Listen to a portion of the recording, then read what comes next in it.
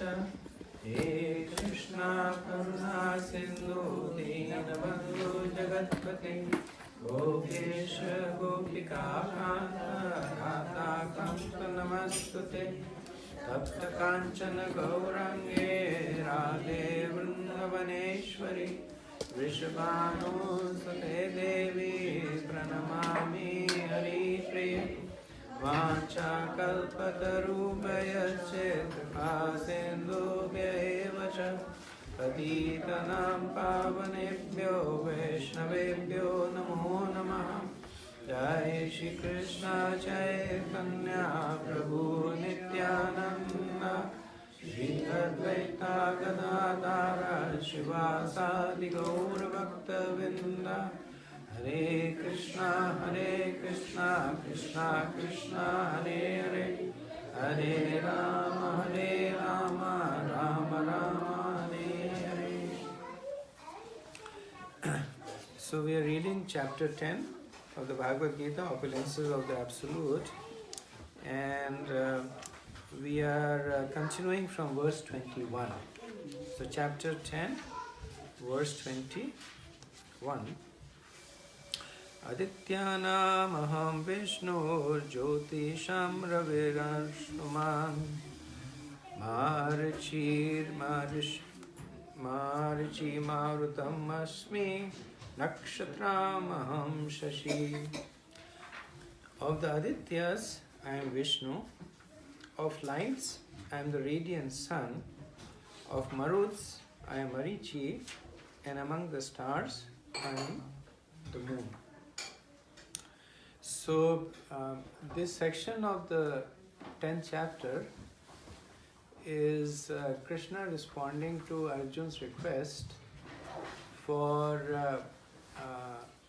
so Arjun specifically asked this question that how can we think about you?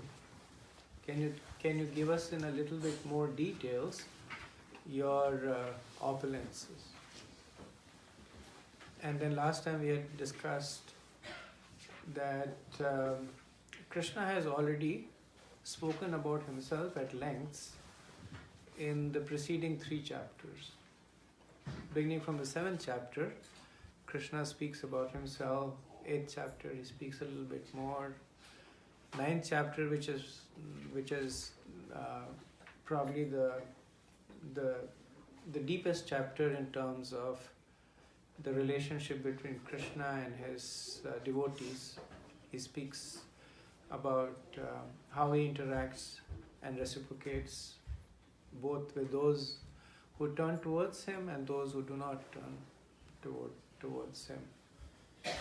And then in the beginning of the 10th chapter, Krishna speaks the Chatushloki, the 4 essential verses that once again summarize his own position with respect to the jivas position with respect to Krishna, and the relationship between the two. So then the implicit question would be that after hearing all this, Arjun is kind of asking more of the same. And Krishna could say that I've already told you everything that you needed to know. I have explained in summary, I have expanded on it, and then I have summarized again. So what more do you want to hear, and why do you want to hear? And then Arjun makes 2 points.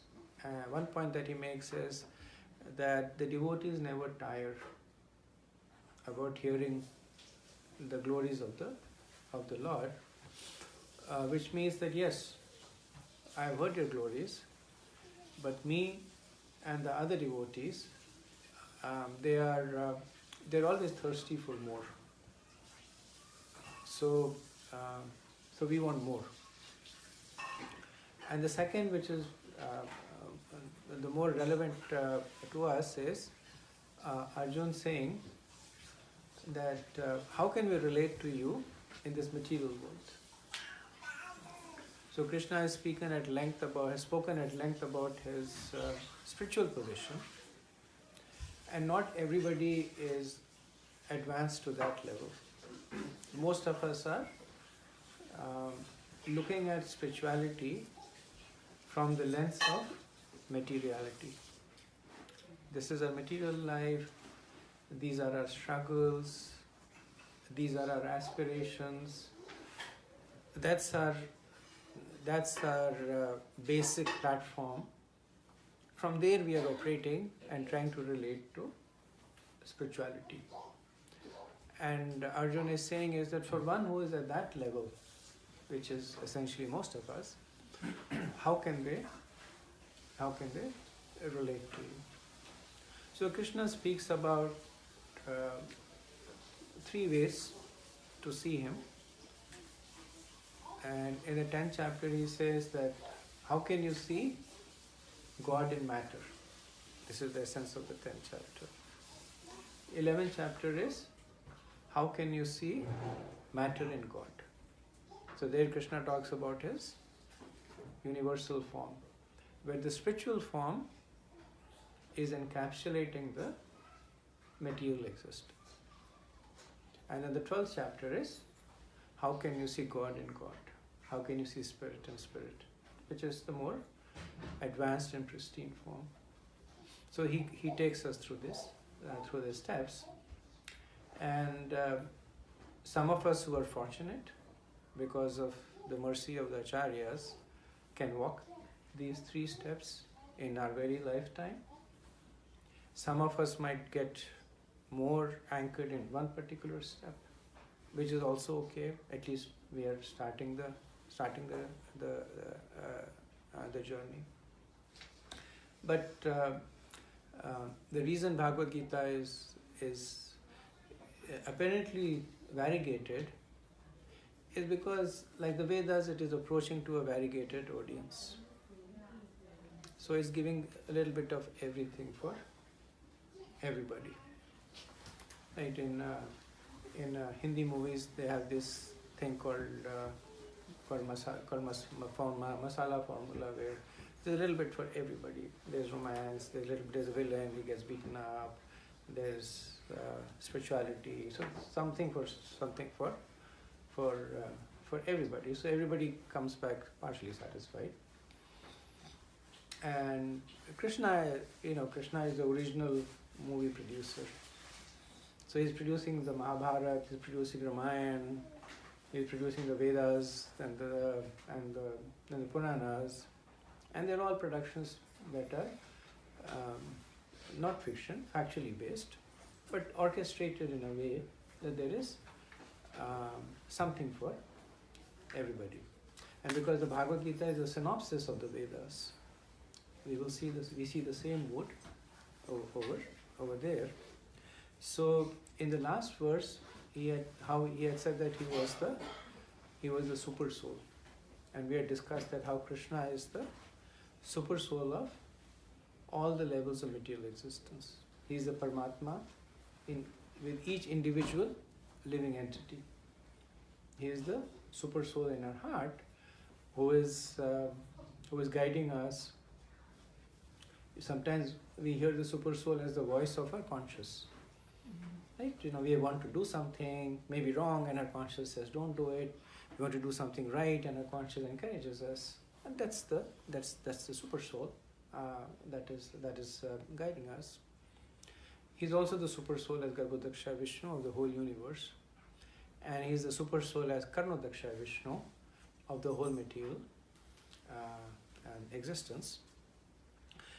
So in this particular verse, he says that of the Adityas, I am Vishnu.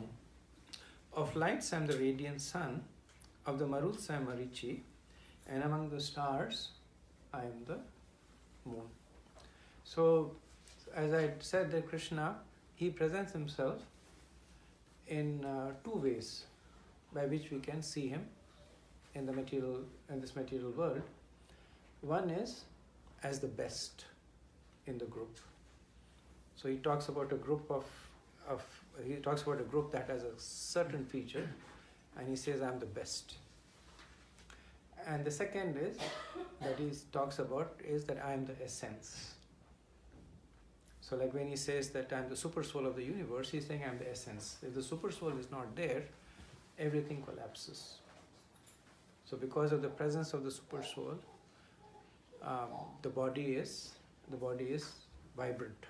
The body is able to maintain itself. When the super soul leaves, the body is just a decaying flesh.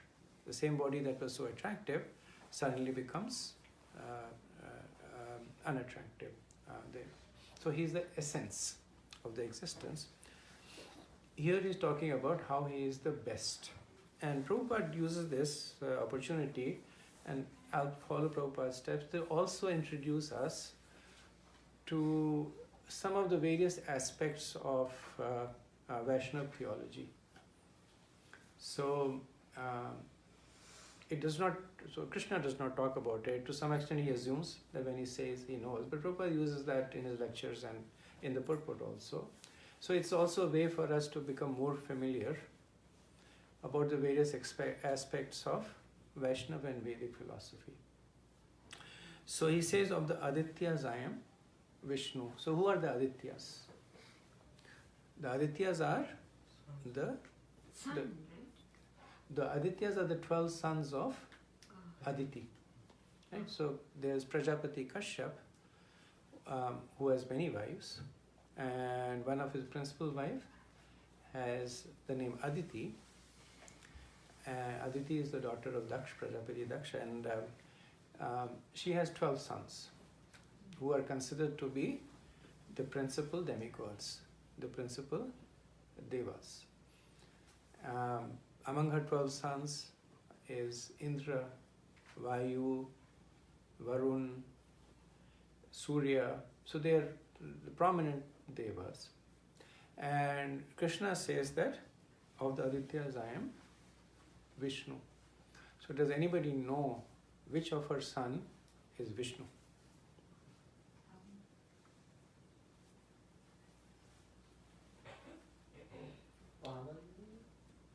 Who?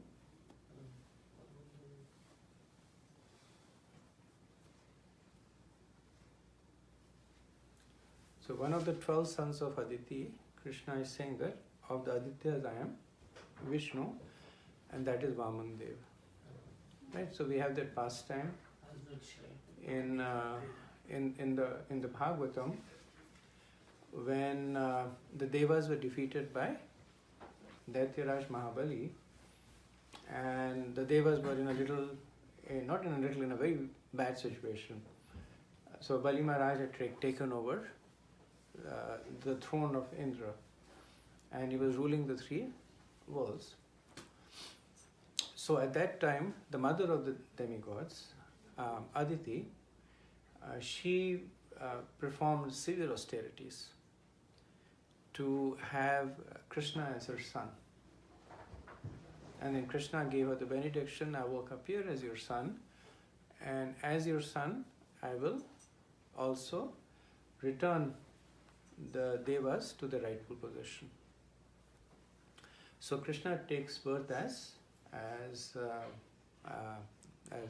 Vaman Dev, and then we know that pastime that he begs for 3 pieces of land, 3 steps of land from Bali Maharaj. So he appears as a dwarf, and Bali Maharaj says, you're such a small person and I am the ruler of the 3 planets, ask for something big. He says, no, 3 steps is more than enough for me. Bali Maharaj says, okay. Shukracharya says, no. He says, okay, take it, whatever you want. You're a small child. So children, they ask for small things. And then Vaman Dev, he takes he grows, and in 2 steps he covers the entire universe. In 1 step he covers the lower planets, in the second step he covers all the way to Brahmalok. And then he turns to Bali Maharaj and he says, you promised me 3 steps, but in 2 steps I've taken away everything that you had. So you made a promise that you can't keep, so you're a thief and a cheat. And then he binds him by ropes, and he says, you appeared like a common criminal in front. And Bali Maharaj, of course, he is firm in his vow, and he says that even though you have taken the entire universe, every living entity is still free. So I am free. You can put your third step on my head. And Vamandev puts his step on Bali Maharaj's head, which is Krishna's way of benedicting. So one would think that he's punishing Bali Maharaj. But can you imagine having Krishna's foot on your head? So Bali Maharaj gets Krishna's lotus feet on his head, and Krishna benedicts. He says, you go to this planet Sutal, and I will become your bodyguard. So Bali Maharaj, from being the ruler of the three planetary system, now has the Supreme Personality of Godhead as his personal bodyguard. So that is Krishna's mercy.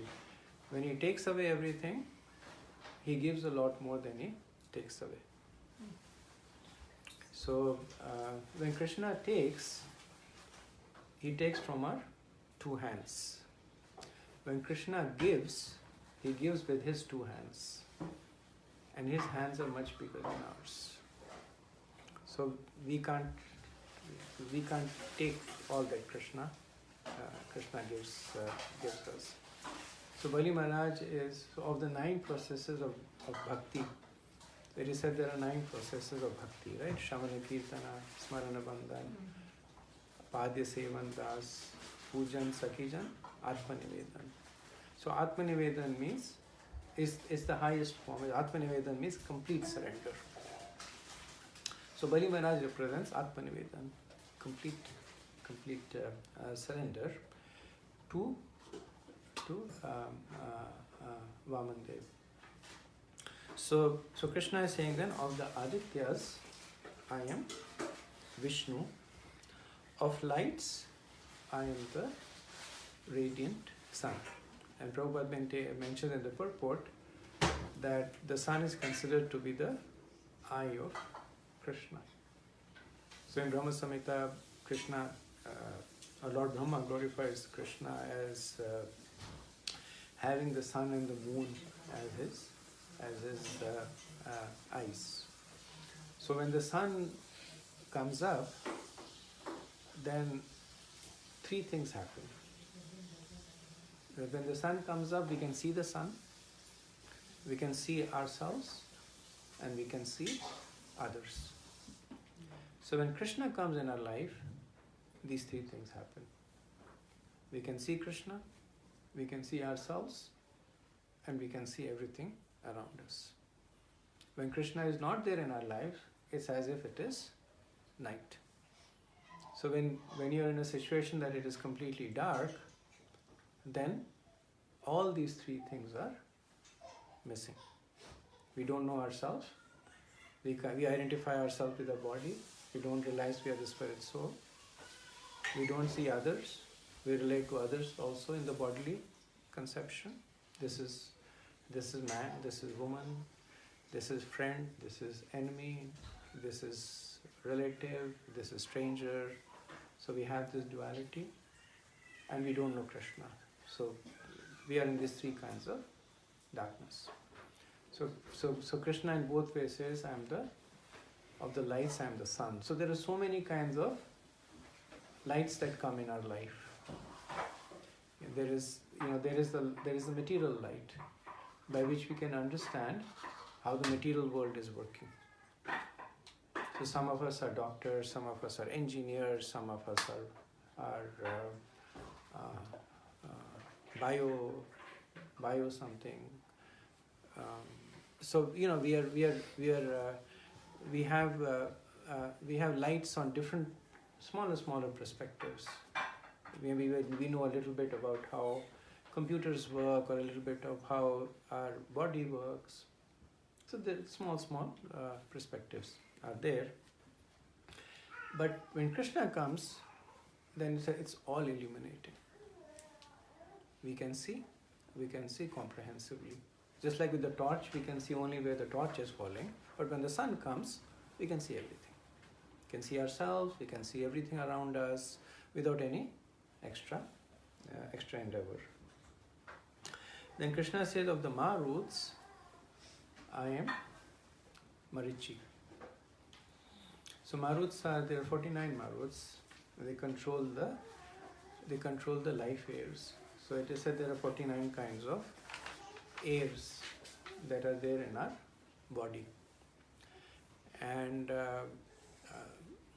in Sanskrit they are known as pran. So the life air is what binds the subtle body to the gross body. Right? And in Ayurveda, most of the diseases are considered to be a weakness in one of these airs.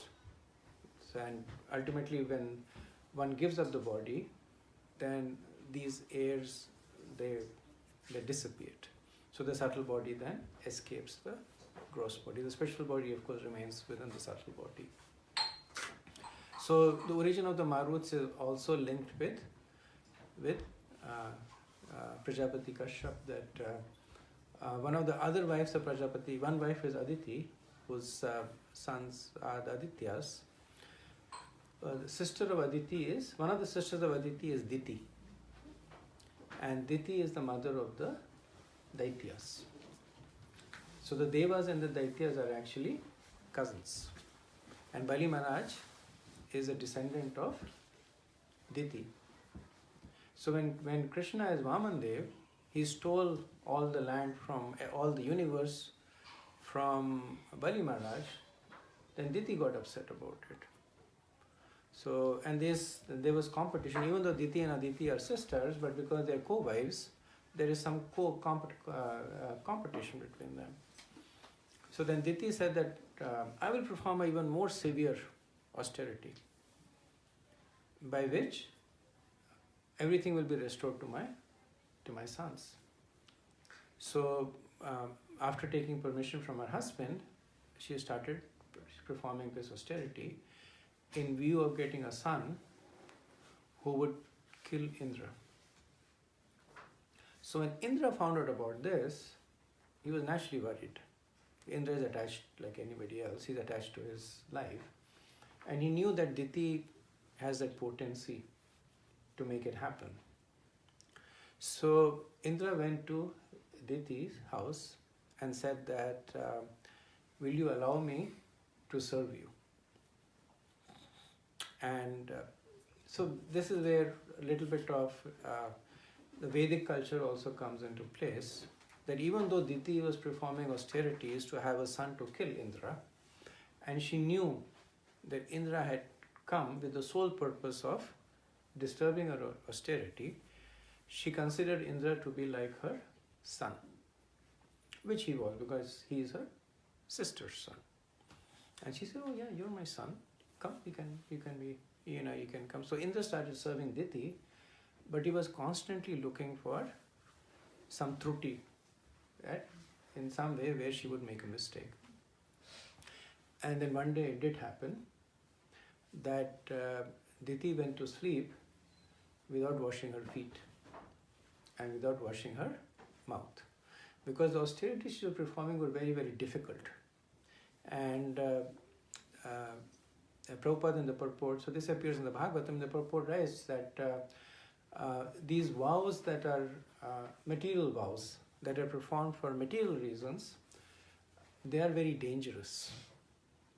Because not only are they difficult, but if they are not performed properly, they have the opposite effect. Spiritual vows, they are very simple and supporting. If you do them properly, they are very potent. If you do them improperly, they are still potent. There is never any negative effect out of it. So like we take this vow of chanting the Hare Krishna Maha Mantra. Sometimes we chant good rounds, sometimes we don't chant good rounds. Sometimes we get lots of benefit, sometimes we get little bit benefit. But we'll never be in the situation where Krishna says that yesterday you didn't chant good rounds, so 24 lives as a demon. He'll never say that, right? Otherwise we would have no hopes there. Or we are performing deity worship and we do some offenses in worshiping the deities, which we do because we are hardly, we are not trained to that level. But the deities don't take offense. All they do is they extract the essence of the service. So that's spiritual service. Prabhupada gives the example of a son serving the parents. So if the son makes a mistake, parents says, that's okay, he's my son, what's the problem? But if the son does something good, just oh, look at him, such a nice kid. But when you are at work and you're doing something, if you do something nice, your boss will say, that's what you're supposed to do, that's why you're getting paid. If you do something wrong, he'll say, I have a lot of problem with you. You know, you have to look for another replacement for you, right? So when we interact with the material energy, it's like that. And Diti, the vow that she was following was a material vow, because the result she wanted was a material result. That she wanted somebody. Aditi wanted Krishna, so that was a spiritual vow. I want Krishna as my son. Even though the secondary was that she wanted to support her kids, but her primary thing was I want Krishna. She had faith in Krishna.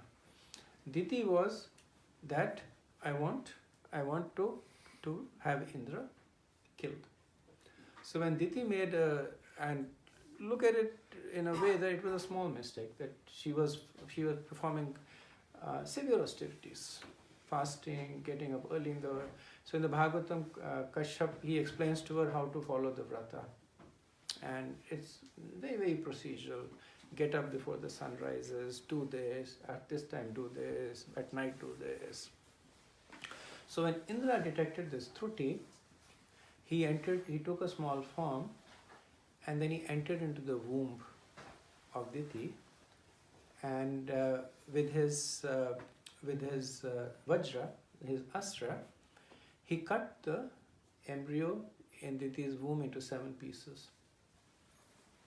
But because of the austerities that Diti had performed, the embryo did not die. So the Indra cut each piece into 7 more pieces. So he cut the embryo into 49 pieces.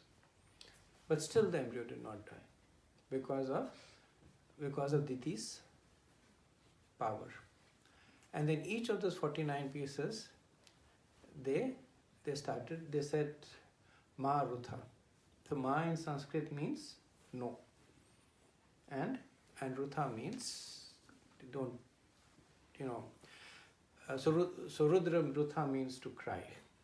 So each of the 49 pieces, they started crying to Indra, saying, don't kill us. We are not your enemies.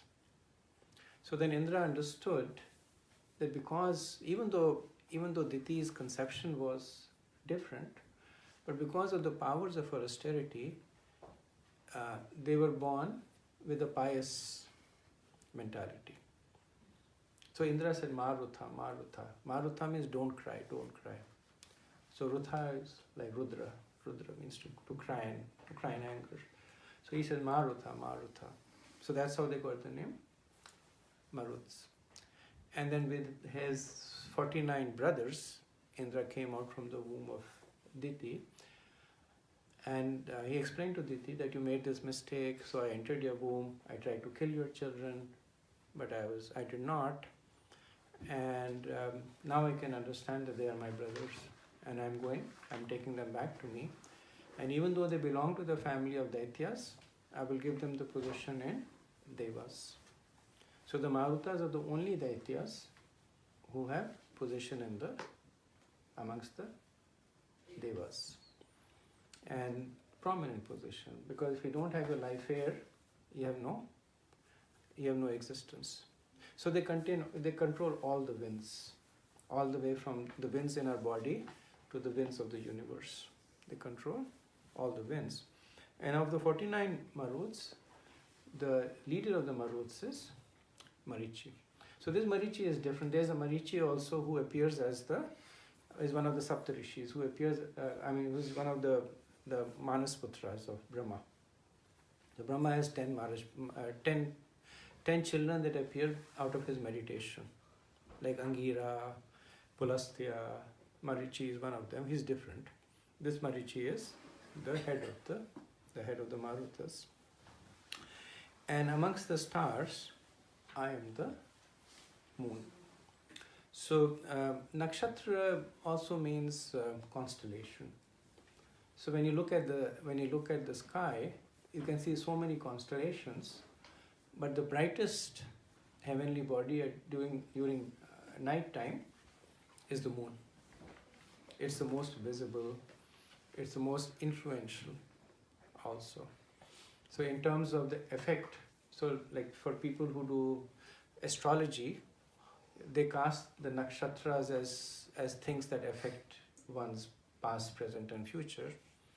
But because the moon is the most powerful, they look upon the moon as something that has the most influence. Also, it's the brightest heavenly body. When the moon is shining, then you can't see the stars. So astronomers, they wait for when is Amavasya, when there is no moon, and then they try to look into the sky to detect the other stars. So Krishna is making this point that I'm the brightest. Questions, comments?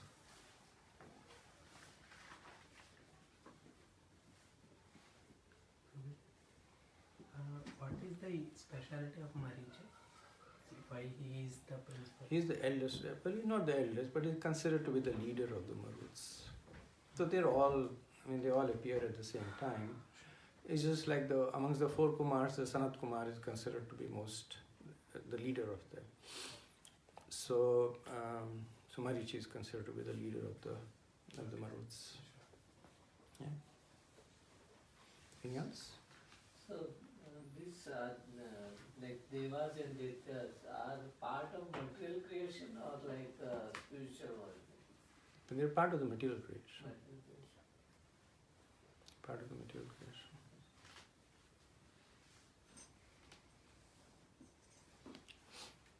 Okay, next.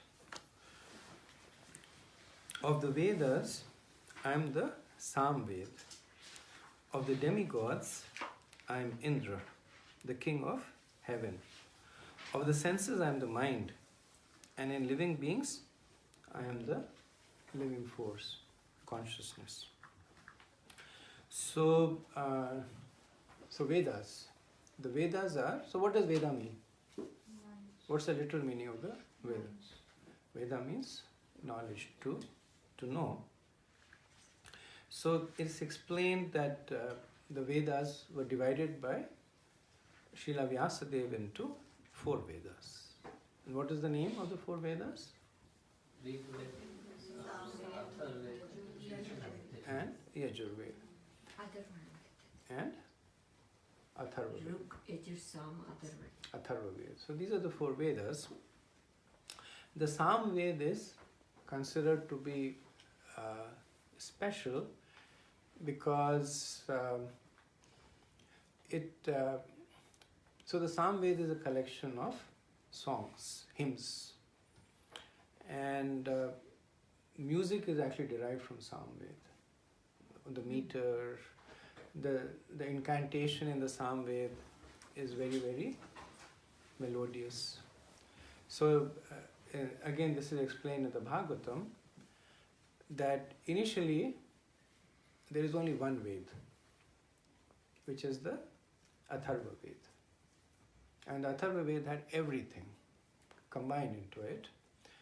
Then when the age of Kali was appearing, then Srila Vyasadeva understood that it is difficult for people to absorb all the knowledge in one large piece of composition. So from the Atharva Ved, he derived the Rig Veda, the Sam, the Yajur, and then whatever remained was in the Atharva Ved. So each Veda is divided into 4 parts, and the 4 parts are known as the Brahmanas, the Aranyakas, the Samhitas, and the Upanishads. And each of them are meant for a certain purpose. So the Brahmanas are meant for the brahmacharis, and they basically have a collection of mantras. The Samhitas are meant for the grihasthas, and they have a collection of rituals, how to perform rituals. So the life of a grahastha, at least in the Vedic time, was performing different rituals. Graha Pravesh, Putra Kamesh, then Garbhoda, when your child is born, so many rituals are there. Upanayanam, so many rituals in the Yagas, do they perform? Yagas? Yagra? Yagna. Yagya, right. So many yagyas. Now we see a little bit, but earlier on, that was the primary mode of purification for the grahasthas. That they would perform various yagyas, they would invite the Brahmins over, then they would give in charity, they would feed the others. So that was how it was all performed. So all that process is given in the Samhitas. The Aranyakas are for the for the Vanaprasthas. So the Aranyakas, in them, they contain an explanation of the rituals. So the Grahasthas, they're considered to be materially absorbed, because that's the nature of Grahastha life. The husband has the wife to worry about, the parents have children to worry about, you have the mortgage to worry about, your car payment, is April 15th coming up, you have to pay the taxes. So Grahasthas have so many things to worry about. That's the nature of Grahastha life. So they don't have much time for a systematic study of the scriptures. So what they do is they follow rituals. They will follow Sandhya Vandanams. They will follow yagyas. They will give in charity. They may not understand, but at least in traditional societies, there is always a Kulguru, a priest in the family that is called Purohit. So the purpose of the Purohit is to guide the Grahasthas in their life. And the Purohits would generally say that, okay, beginning from this tithi to this tithi, do this. And Grahasthas would dutifully do this. Or if there is some event that is happening, that my child is now of this age, and the Purohit would say, time for the Upanayanam. And the Purohit would tell this is the process to do it, and they would do the process. But when they are Vanaprasthas, then the Aranyakas would give them an explanation of all the rituals that they did. This is why this ritual is done. This is why this ritual is done. This is the relevance of the ritual. So it's relating practice to philosophy. That all your Grahastha life, you have been doing this. Now, try and understand why you are doing it. So that's the third part of the Vedas. And the Upanishads are for the fourth Varna. The fourth ashram is for the fourth ashram, which is the sannyas ashram.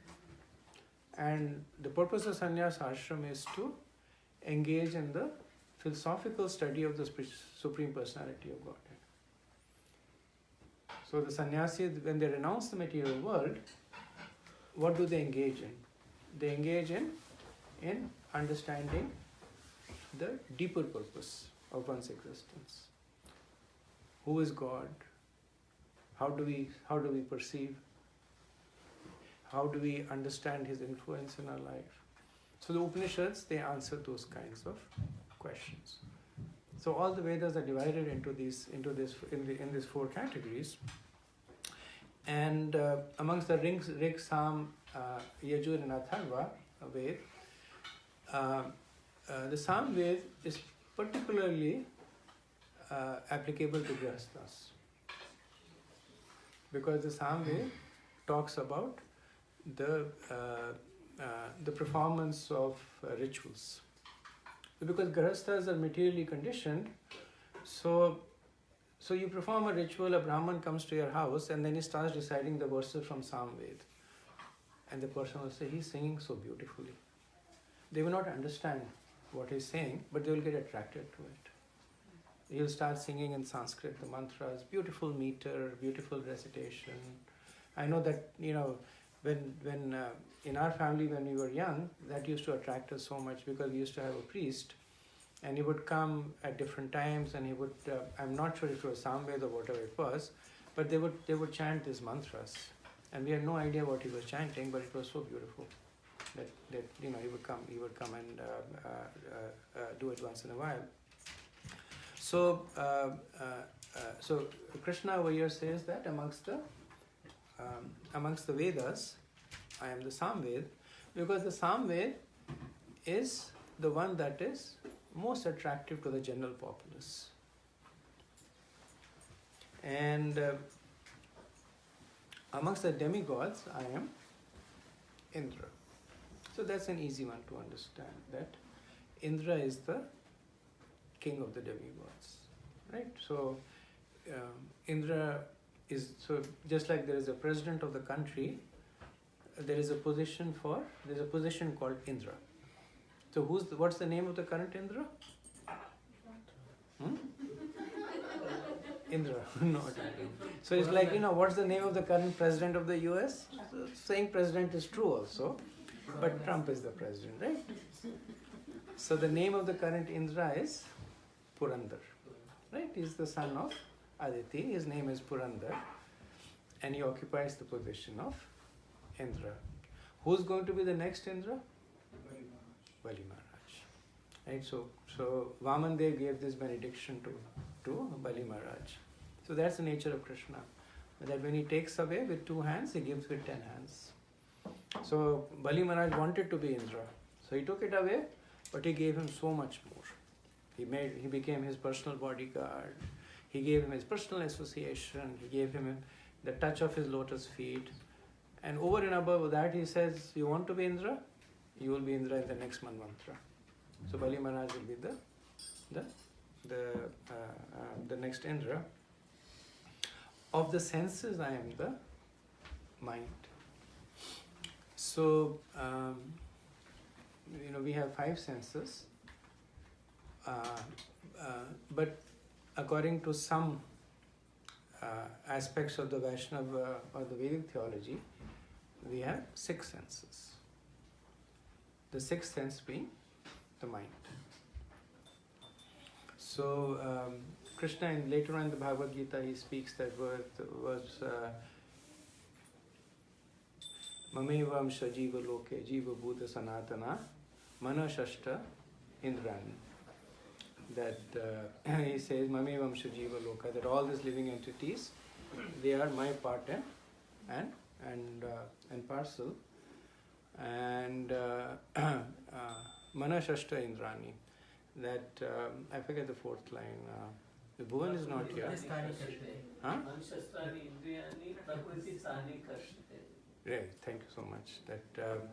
That and they're struggling a lot with their senses. Manashashta Indrani, of which the 6th sense is the mind. So the mind is the most powerful of the senses because it controls the other 5 senses. So the analogy sometimes is given that the 5 senses are like horses that are drawing a chariot, and the mind is the rein of the 5 horses, and the intelligence is the charioteer that has the reins in the hand. And sitting on the chariot are the Jiva and Krishna, the soul and the super soul. So the 5 senses so the horses are very powerful. The nature of horses is that they like to show their power.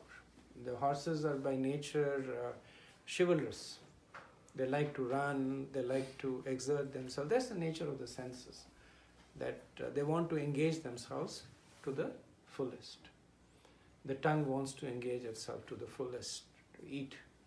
Some choose food, to speak a lot. Vacho vegam, manasa krodha vegam. So, that's the nature of the tongue. Eyes want to see pleasant things. We travel so far and wide to see things.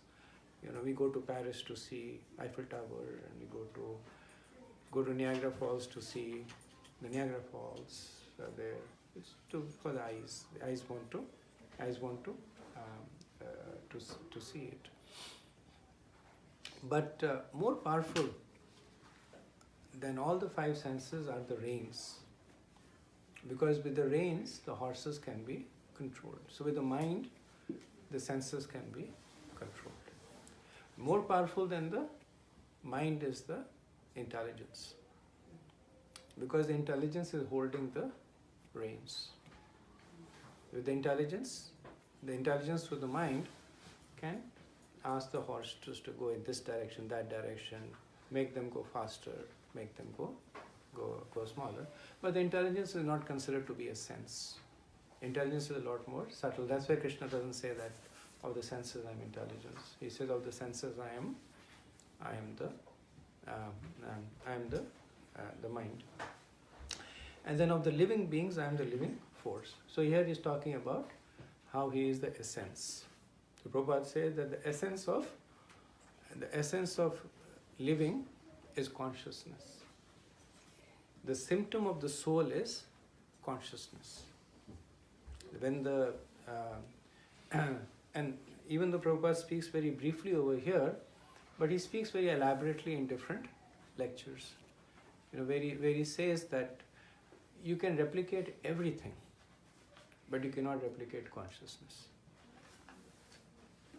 I don't know if this is a Prabhupada story or a story that one of his disciples came with, but it's kind of popular. I've heard it a few times that, and this is of course just a story, that in the future humanity progresses to a point where the scientists are able to create life.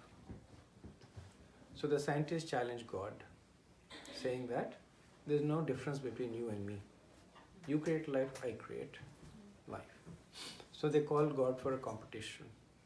So God says, show me what you can do. So the scientist says, I can create life. He says, okay, create life.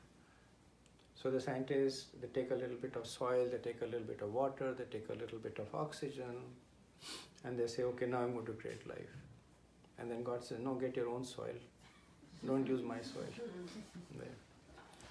So the point is that what we can do is to create life out of life. Like when the first cloning was done, Prabhupada was not there, of course, but his disciples, they made this point that cloning is essentially, he says, this process of cloning is very old. Men and women have been doing it since the beginning of time, creating life out of life. Right? All we are doing is that we are channeling it through a different way. If you are able to take inert matter and create life out of it, that is commendable. But essentially what you're doing is you're creating life out of, you're essentially getting life out of life. So creating consciousness is something that can only happen when the sentient being is there. And Krishna says that he is Jiva. He is the soul that creates consciousness amongst the living force. The symptom of soul is consciousness.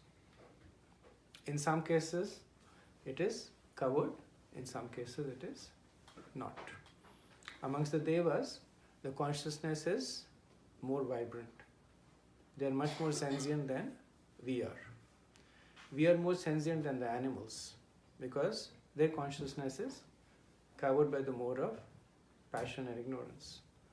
The animals are more sentient than the plants The plants, the consciousness, there is consciousness amongst the plants also. They grow, they produce fruits when it is summer. So how do they know that now is the time to produce leaves and produce fruits? How do they know that I should turn towards the sun? Because there is a conscious entity living in there that is directing all this. But it is covered to a much greater extent than in the animals who are working on instincts, covered to a lesser extent in the humans who are able to inquire into the nature of life, who are able to ask these questions. Why am I here? What is the purpose of life? Where did I come from? Where am I going? And amongst the higher living entities, the consciousness is even lesser covered. Lord Brahma's consciousness, it covers the entire universe. He's aware of what is happening everywhere. And Krishna's consciousness, it covers the entire existence, material and spiritual. He says in the 13th chapter, that Krishna, when Arjuna says, Kshetra, Kshetrakya, they tell me about the field and the knower of the field. And Krishna says there are two fields and two knowers. One, your body is a field and you are the knower. So we know what's happening in our body. To some extent. We don't know everything, but to some extent we know. That if your nose is itching, you know that your nose is itching. If Parishit Prabhu's nose is itching, I have no idea. Right? So it's limited to my own body. And that also to some extent. If there is something going on within my body, maybe I may be aware of it symptomatically, but not causally. And Krishna says there's another knower who knows everything about everybody.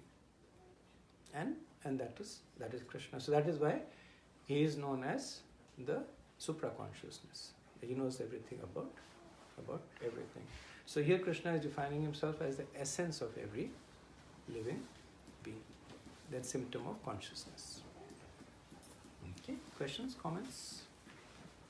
Just one question. Mm-hmm. So we say like some people also say like witness, like Krishna is the witness in our heart, right? So when you say like there are two knowers, there are two witnesses, like you are also witness or Krishna is also witness? It's a good question. So yeah, Krishna is the witness, and we are more of the doers. Like one of the analogies that is used is of the two birds sitting on a branch. The one bird is busy eating the fruit, and the other bird is watching the first bird. So we are the doers. So we are busy doing stuff, sometimes good stuff, sometimes bad stuff. We are tasting the fruits.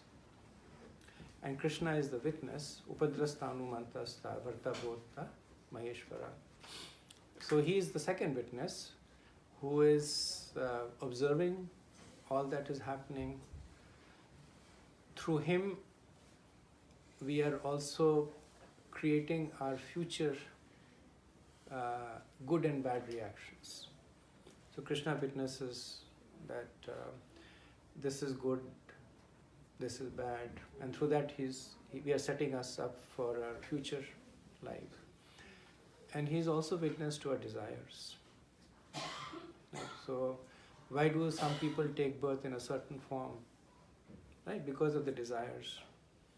And it's Krishna who looks at the desires and then gives us a body that is suitable according to our desires. So more than the jiva, the Paramatma is considered to be the witness. But I also know my desire as a Kshetra. As the? I know my desire. As Krishna knows my desire, I also know my desire. You know it. So that way you are the witness of your own desires also. At least no knower rather than witness. Yeah, because it's coming from you. You know most of your desires. Some of your desires are so subtle that difficult, like they say, it's difficult for the eye to see itself. So it's difficult for us to that's why people, Prabhupada would say that if you're sick, you go to a doctor. It's your body. You should know what's going on with your body. But then you go to a doctor, I'm sick. And the doctor will say, what's going on? I'm having cough, I'm having this and that. Doctor says, okay, you have a viral. So the doctor tells you, right? Of course, they are trained in that. But because we are in the middle of it. More than a witness, we are experiencing. We are experiencing it, and we are causing it to happen. So we are in the so we are what's the right word? We are embroiled in the activity. To some extent, we are witnesses, but actually we are busy creating the reactions to our future activities. There are like some philosophies where they say you try to become witness of your activity. Yes. Yes. Yes. So it's very hard. Correct. There are some philosophies that say,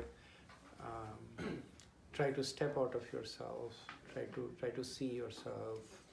So just to get that sense of objectivity, that you're able to be a little dispassionate. Because what is our nature? Our nature is that by nature we are kind to ourselves, right? We are hard on others. We are kind to ourselves, right? So, like our light in the basement, we often forget to switch it off. If I forget to switch it off, I say that's okay. It's happens. If Indulekha forgets to switch it off, I said, there are 12 bulbs that are with that light. How could you forget to switch it? It's always off? like that. And Indulekha does the same, so we are in the same. but we tend, that's our nature, right? We often Try to point out. we often have good excuses for ourselves, and we have good guidance for others. That's how we work. Our philosophy becomes more better when something happens. Yeah. Paishutu? I see. Yeah, just in the discussion of being a witness to your thoughts. So, becoming self-aware, that's a sign of spiritual growth, right? Yeah. And it's almost a necessity. It's almost it's a prerequisite. Right, it's a prerequisite. It's not sufficient, but It's a prerequisite because if you see the flow in Bhagavad Gita, right.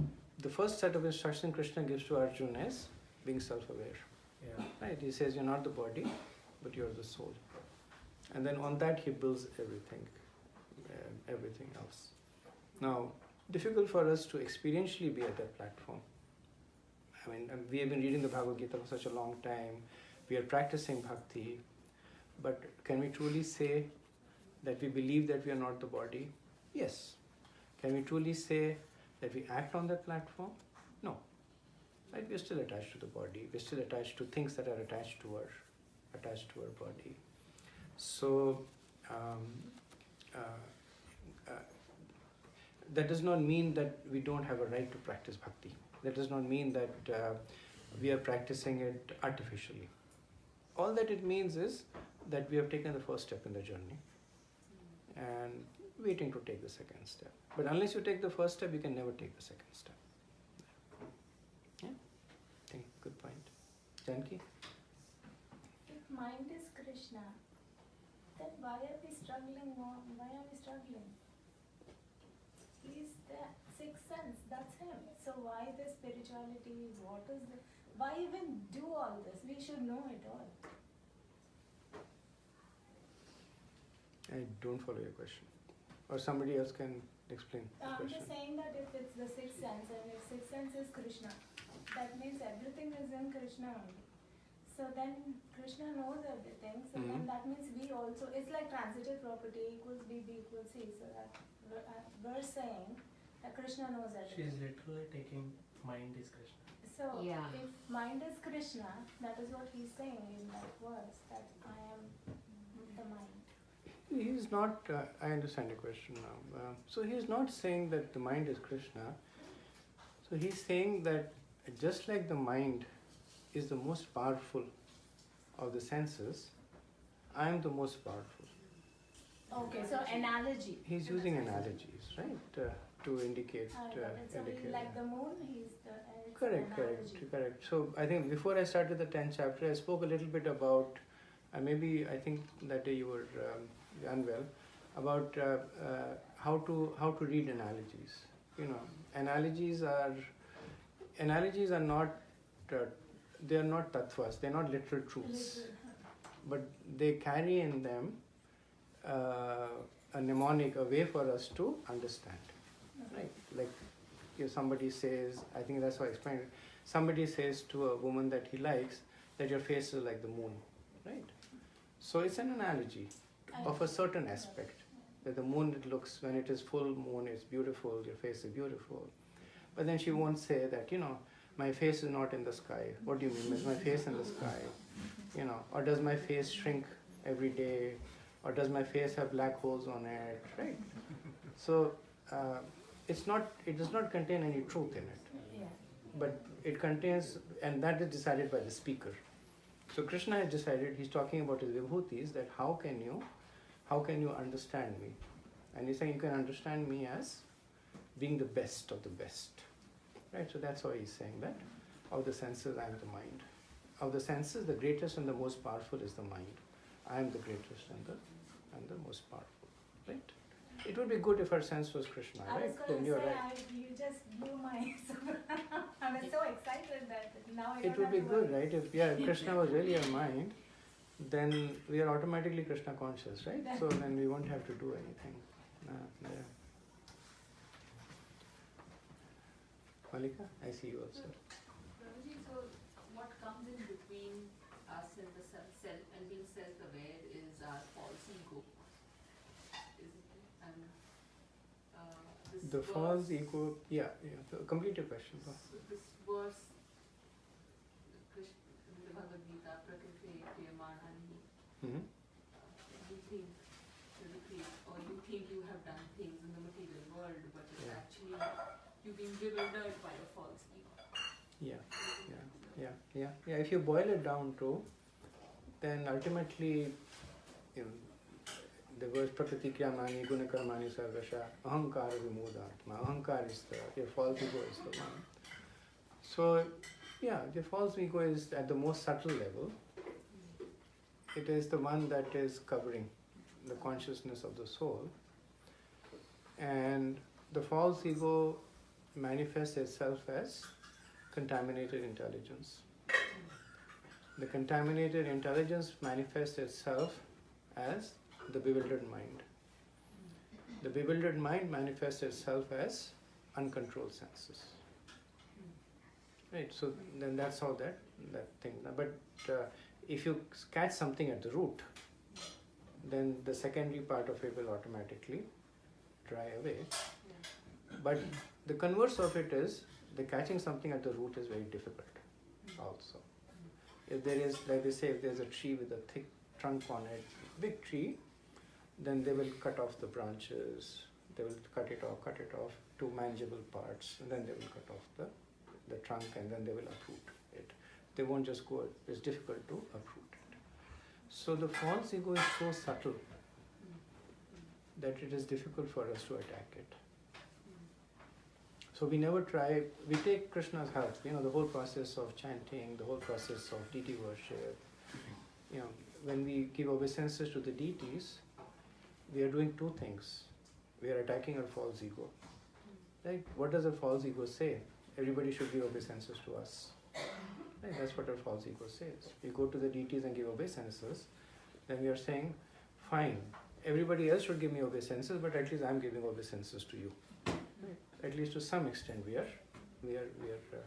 I remember when initially I used to go to the temple, we used to go for prasadam mostly, to eat prasadam, and I would never give obeisances.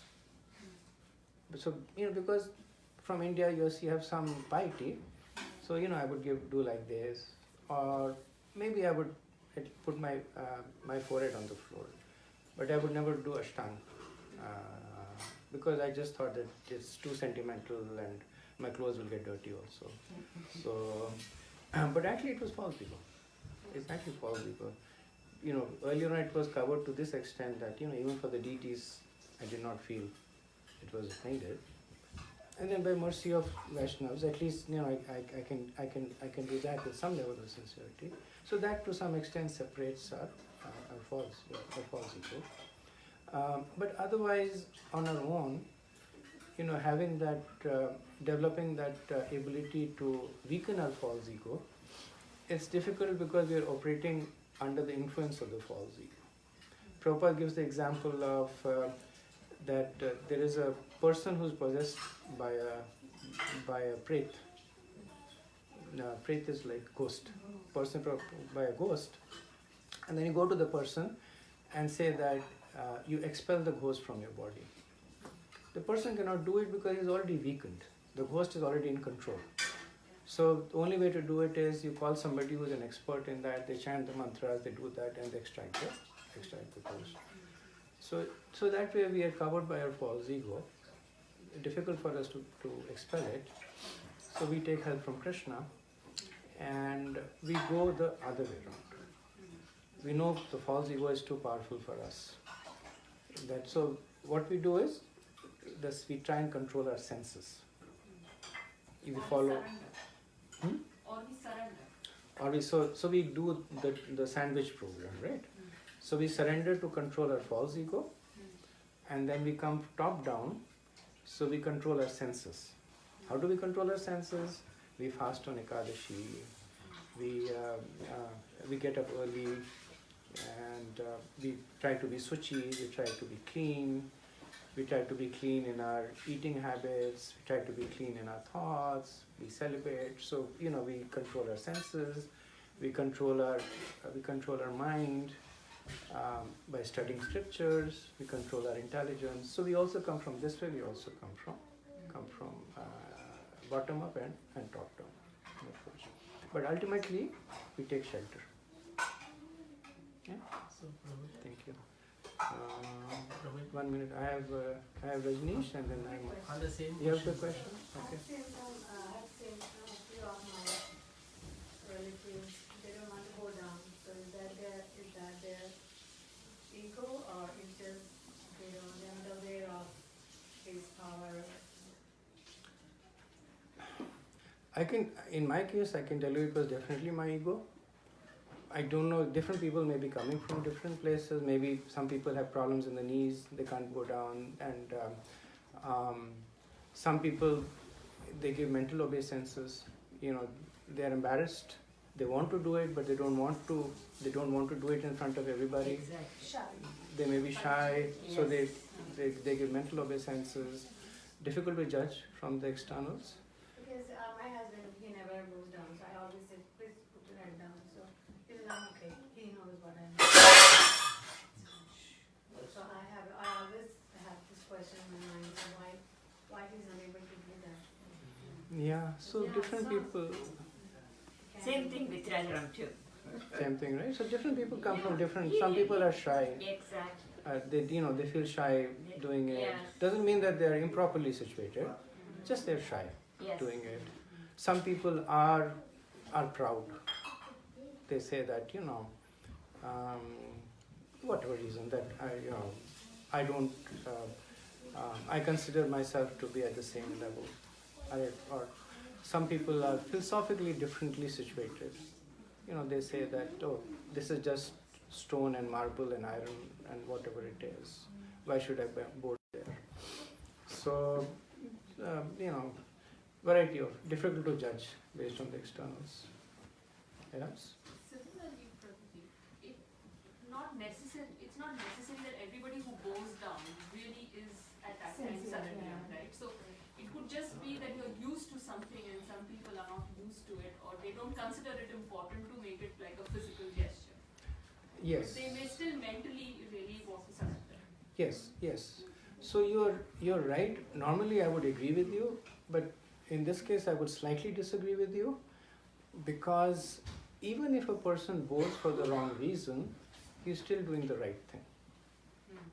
So even though he bows just because it is a ritual, even because let's assume, I'm sorry Mataji, what's your name? Prakriti. So let's assume, Prakriti's husband is scared of her, right? So Prakriti says, you bow down. So out of fear of Prakriti, he bows down, right? So even though he may be doing it for different reasons, but it is still, why? Because it is connected to Krishna. It's still glorious. It's better if it is done out of spontaneous. To be truthful, most of us, we go to the temple we bow there because to some extent we have developed humility. To a large extent because we see other people bowing, right? So let's assume I do have a lot of regard for you. I see Malika bowing. I see when Malika is doing it, I should also do it, right? I'm not really doing it because of the deities, but I'm doing it because I respect you, right? But it's still glorious. Because, you do the right thing for the wrong reasons, it's still the right thing. There. So that way it's, that part is, even if they're bowing for external reasons, they're bowing for show, they're bowing for whatever it is, I've used this example a few times of Prabhupada's early disciple. He would come, he was initiated by Prabhupada, and he would come into Prabhupada's room, talk to Prabhupada, go out, and Prabhupada said, for a disciple, when he comes in the presence of his guru, he should bow. So the disciple said, this is very early days, they didn't really know what went on. He said, but Swamiji, I don't really feel like bowing to you. And Prabhupada said, don't worry, once you bow to me, you'll feel like bowing to me. And then the person later on became a sannyasi, and he was sharing himself. And he said, Prabhupada was completely right. That, just by externally following it, I developed the internal desire. Same thing will happen for the deities. So if Prakriti scolds her husband, he bows out of fear of Prakriti, then eventually he will bow out of love for the deities. Right? So that's my guidance to you. Practical answer. Thank you. That was a very nice explanation. Yes. Thank you. So I had Rajneesh Prabhu and Ravi Prabhu, right? Rajneesh Prabhu. My question was extending on the philosophy that Lalji Prabhu was saying and Parikshit Prabhu, that becoming self-aware is a prerequisite to make progress in Bhakti path. And I was thinking, what are the tools or what are the practices we should follow to be our own doctor and witness us more introspection. And then you kind of gave an answer that austerity is fasting. And I was thinking this story that you were telling of Diti and Aditi, they were doing austerity. So they were rising above the platform of the body, getting connected. And that's how they were getting benefited. Correct.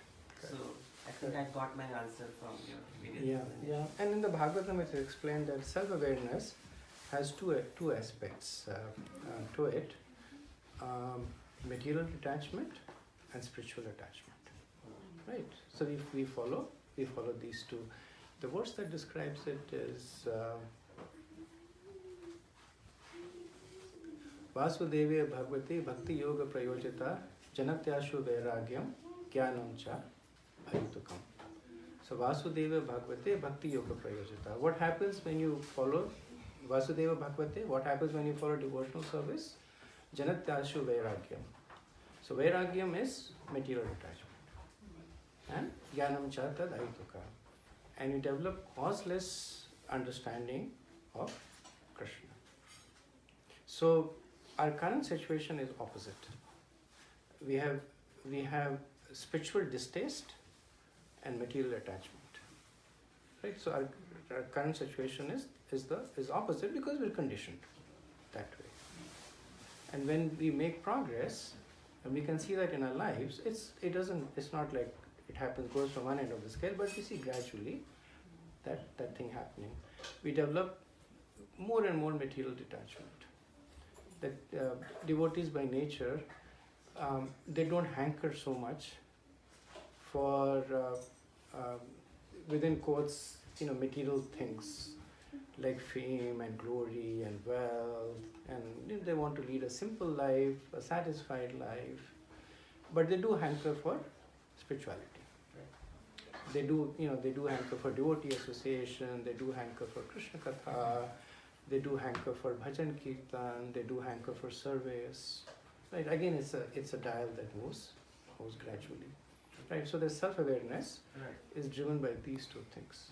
Material detachment. Mind, right? You have trained your mind to neglect certain things and adopt to them. Exactly.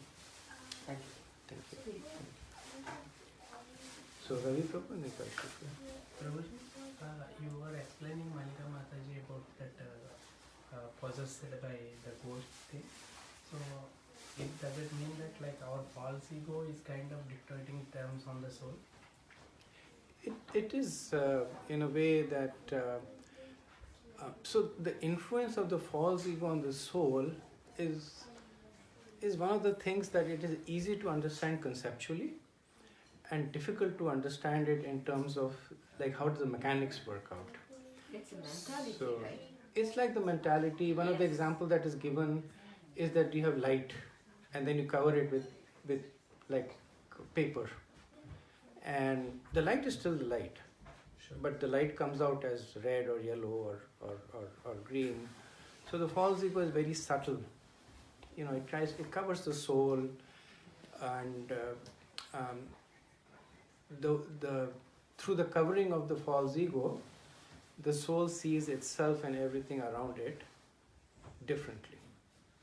The way you look at it. Right. If the false ego is not there, then the soul sees everything in a very simple way. Right. It sees that, okay, I am a spirit soul, you are a spirit soul. Right. It sees things very simply. True. When the false ego is there, then it says, I am man, you are man, I am Indian, you are Indian, I am tall, you are not tall. You know, so then it sees itself with so many upadhis. Sure. That is the influence of the false ego, and it also sees the presence of Krishna differently True. because of the influence of the false ego. What is the first thing that the false ego does when it covers the soul? First thing that it does is it tells the soul that you are Krishna. Right? That's the first thing that it does. That is the basis of our material existence. Yes. That whether we like it or not, but all of us believe that we are God. Right? We may laugh at it, or we may think that once Prabhupada was making this point that we all think that we are God, and this person who was sitting, so he was looking around and he was saying, these people think they're God, not me. And then Prabhupada looked at that person and he said, yes, you. And he didn't say anything, he was just thinking like that. So he was sharing in his memories that, how Prabhupada knows the heart. But we think, like when we say that people are sinful, and we look at, say, he's sinful, he's sinful, he's sinful. We never say that, not me. So when when person says that you think you're God, say, he thinks he's God. I'm sure Parishit thinks he's God, but not me. Even if we say I am sinful, still I feel proud about it. Right. I'm sinful. Look how great I am. I'm thinking I'm sinful. How humble I am. Right. It's one of those things that we are so much covered by it that we cannot step away. So that's the first influence of false ego. Because what is Krishna's original position? Krishna is Satchitananda. Right? Yeah. And the epitome of Krishna's existence is not Sat or Chit, it's Anand. Sure. He's Anandamay. He's pleasure seeking. What are we here? We are Vishayanand. In this Vishaya, in this material world, we are seeking Anand. We are trying to seek happiness. Yes. Right? For ourselves. We may not think in a conscious way that I am Sarvatma, I am Sarvagya. We may not think like that. Yeah. Some people may, but most of the people will not think like that. Sure. But even the most humble person will say that what is it that I can control around myself to make myself happy. Sure. Right? That is symptom of Krishna. In a spiritual form, the primary meditation is, what can I do to make Krishna happy? What can I do to make Krishna's devotees happy? That is the primary meditation there, right? That gets inverted. That's why Prabhupada says that the primary cause of our material existence is being anchored in this conception that our primary responsibility to ourselves is to make ourselves happy. Yeah. Right? Even people who are philanthropists, they're in the mode of goodness. They're in the Satogun. Right? But ultimately, what they're seeing is that how am I serving this other person? Because of me, this other person has a better life. Because of me, 20,000 people did not go to bed hungry. Right? Again, it's Satogun. Sure. It's an elevated state. It's the mode of goodness. Right. But still that subtle nuance is there. That somehow I contributed to it. Yeah, that helps? Yes. Yes. Okay. Who was? So it is not like false ego is controlling the soul, but it is through the lens of false ego we are experiencing. Through the lens of the... So it's not that because the false ego can't control the soul, right? Sure. The soul is the most powerful, Yes. right? The false ego is inert. Yes. The soul is sentient. Right. But the soul takes the dominion of false ego. Sure. Right. So it's like you go out in the light, Yeah. and then you put on dark shades, right? And then you look around and then you say everything is so dark. So it's because of the influence of the shades that everything is dark, but you put on the shades. Right. But once you put on the shades, then everything is dark. So once the soul allows the false ego to take control, Right. then the soul acts according to the notions of the false ego.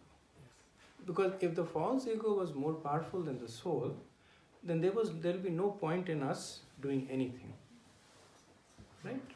If the soul is helpless, is at the mercy of false ego, we would not pray to Krishna, we would pray to false ego. Right. But the matter of fact is the soul is more powerful than false ego. Yeah.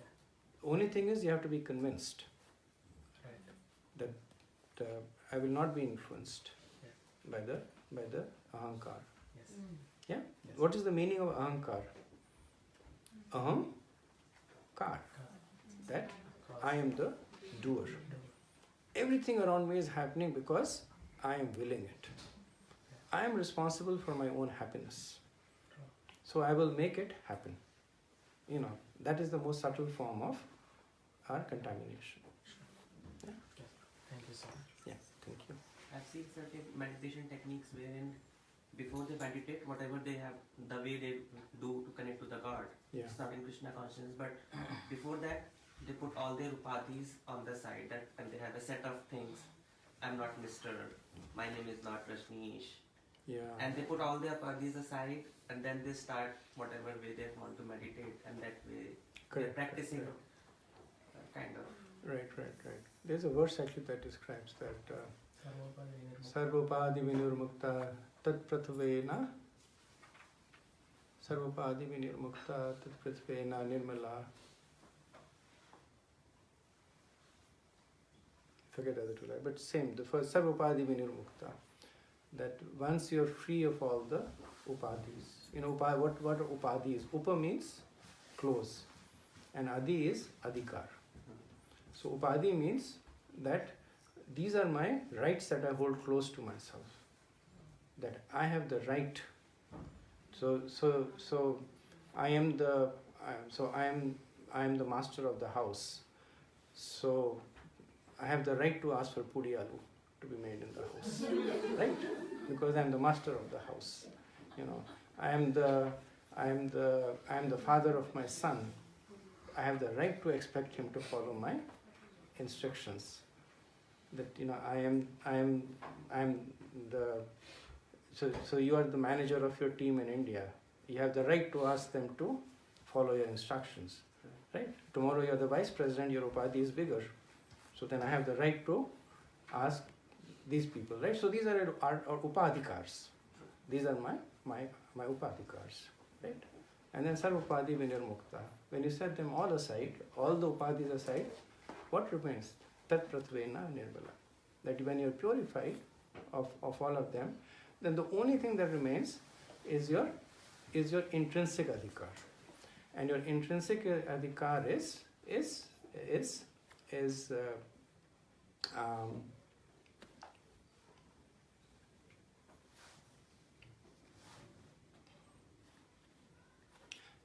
I forget the word. So, but your intrinsic adhikar is that you are an eternal servant of Krishna.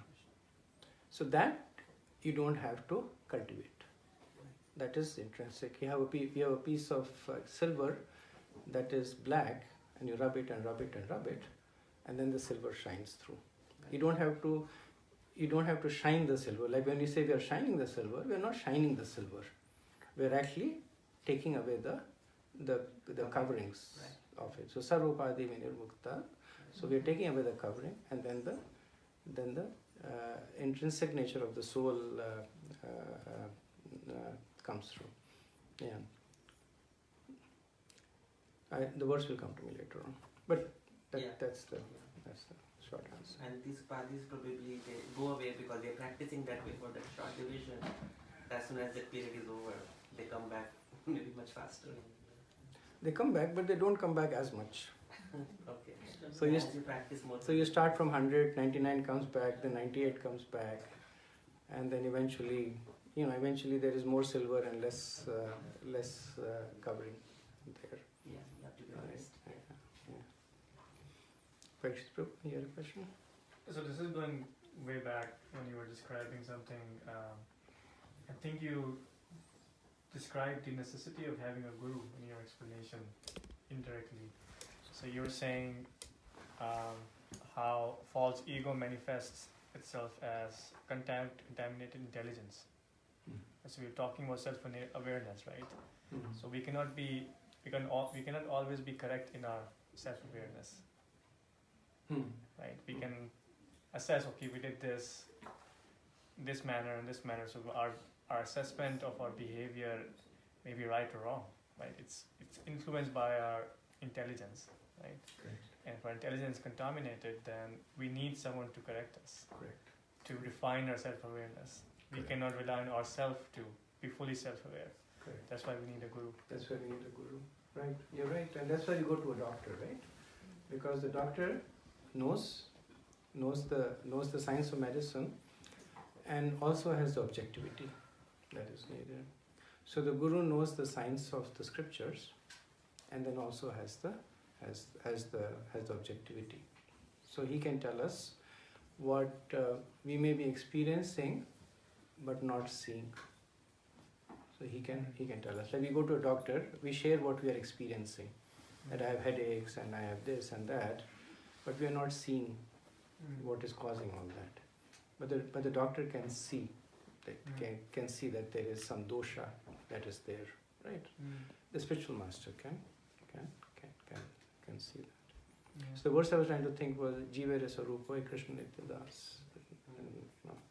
That when we are able to extract ourselves from all the contamination, then we see our Swarupa. Swarup means our intrinsic roop. So Jivere Swarupoi Krishna Nityadas. That's our intrinsic position there. So good, thank you. Anything else?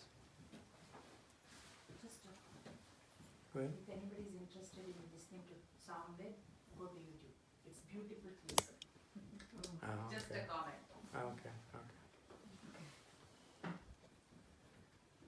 Most Malik? religions do talk about dissolving the ego, right? So there's a Jewish colleague of mine, and so one day we were talking about something, and he said, in Judaism, the highest form of spiritual progress made is judged by the fact that you do something for somebody and you expect nothing in return, not even a thanks. It's again dissolving the ego. Buddhism, the technique, I actually went for a 10-day course, and where you learn to meditate on your breath.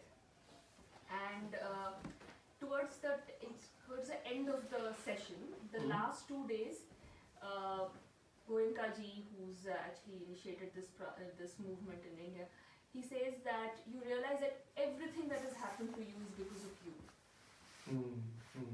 And you realize this because you keep concentrating on your breath, it's a scientific process, but you basically dissolves your ego.